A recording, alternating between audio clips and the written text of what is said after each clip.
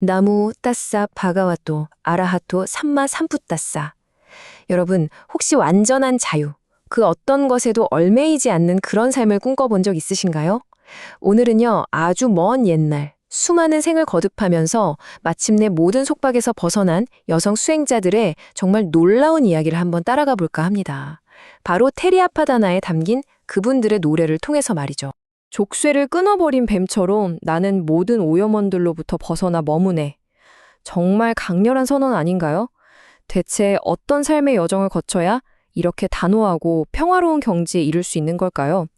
오늘 그 여정의 실마리를 한번 찾아가 보죠. 이분들의 위대한 여정은요, 사실 아주 사소한 것에서부터 시작됐어요.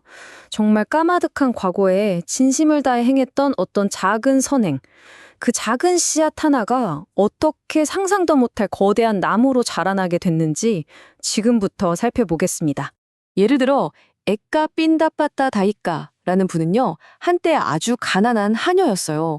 하루하루가 고단했죠. 그런데 어느 날 정말 정성을 다해서 지은 밥 한 그릇을 한 수행자에게 올렸거든요. 바로 그 순간 그녀의 인생이 정말 상상도 못할 방향으로 흘러가기 시작한 거죠. 또 이런 분도 계세요. 반짜리빛과 테릴은 과거의 어느 생에 신성한 보리수 아래에 등불 5개를 밝혔어요. 그냥 작은 불빛이었죠.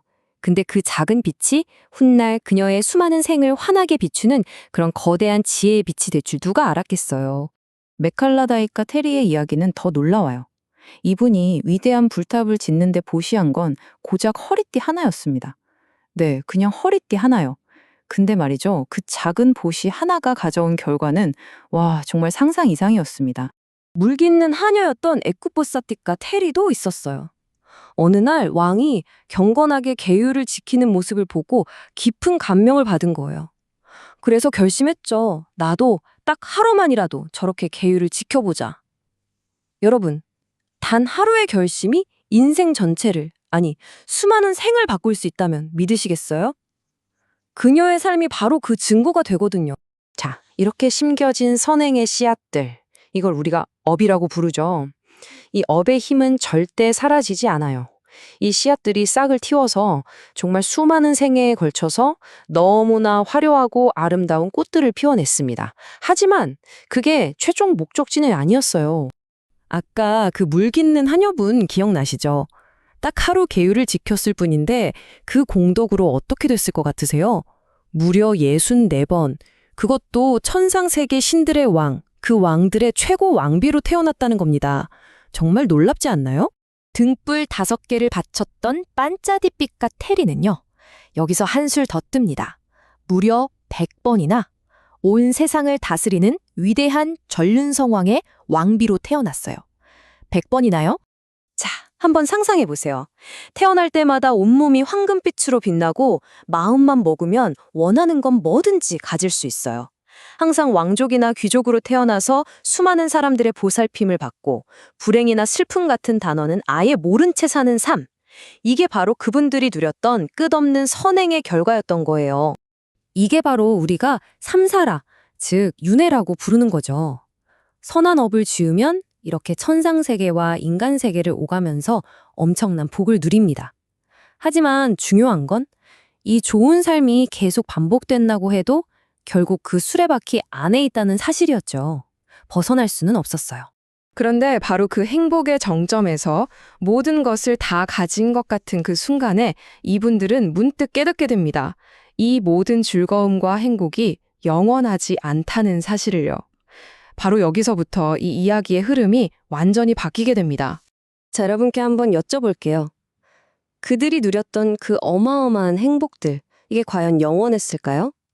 이 질문, 이 의심이야말로 그분들을 더 깊고 근원적인 진리의 세계로 이끈 아주 중요한 열쇠가 되었습니다. 맞아요. 행복에도 종류가 있었던 거죠. 우리가 보통 쫓는 세상의 행복은 조건에 따라 생겼다가 사라지는 마치 모래성 같은 거예요. 하지만 이분들이 발견한 궁극의 행복은 어떤 조건에도 흔들리지 않는 영원하고 완전한 평화였습니다. 수메다 테리의 이 고백이 모든 걸 말해줍니다. 천상계와 인간계에서 온 온갖 부귀영화를 누렸고 가는 곳마다 행복했지만 나는 수많은 생을 윤회했다.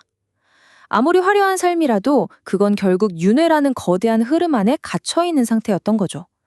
아무리 반짝이는 금으로 된 새장이라도 결국은 새장인 것처럼요. 그래서 이분들이 마침내 결심합니다. 이 모든 걸 내려놓기로요. 왕비의 자리, 어마어마한 부와 명예, 그 모든 것을 버리고 모든 괴로움의 끝을 향한 위대한 마지막 여정을 시작하게 됩니다. 그분들이 도달한 최종 목적지는 바로 닛바나, 우리가 열반이라고 부르는 상태입니다. 열반이라고 하면 무슨 천국 같은 특별한 장소를 떠올리기 쉬운데 그런 게 아니에요. 내 마음속에서 활활 타오르던 탐욕, 성냄, 어리석음이라는 세 가지 불이 완전히 꺼져버린 상태. 모든 고통의 원인이 사라져서 윤회의 사슬이 완전히 끊어진 그야말로 완전한 평화와 자유의 상태를 말하는 겁니다. 그 마지막 길은 이렇습니다. 모든 세속의 삶을 버리고 출가하고 부처님의 가르침을 따라서 꾸준히 수행하고 마침내 모든 번뇌를 소멸시켜 깨달음에 이르는 거죠. 이건 누가 시켜서 한 게 아니에요. 찰나의 행복과 영원한 자유를 두고 스스로가 내린 가장 위대한 선택이었습니다. 나의 모든 번뇌는 불타버렸고 모든 존재의 근원은 뿌리 뽑혔네. 족쇄를 끊어버린 뱀처럼 나는 모든 오염원들로부터 벗어나 머무네. 아주 오래전 심었던 작은 선행의 씨앗이 마침내 이렇게 완전한 자유라는 위대한 열매를 맺은 겁니다. 자, 오늘 이 이야기를 들으신 여러분은 어떠신가요? 지금 내가 좇고 쌓아올리고 있는 행복은 과연 모래성일까요? 아니면 영원한 평화일까요?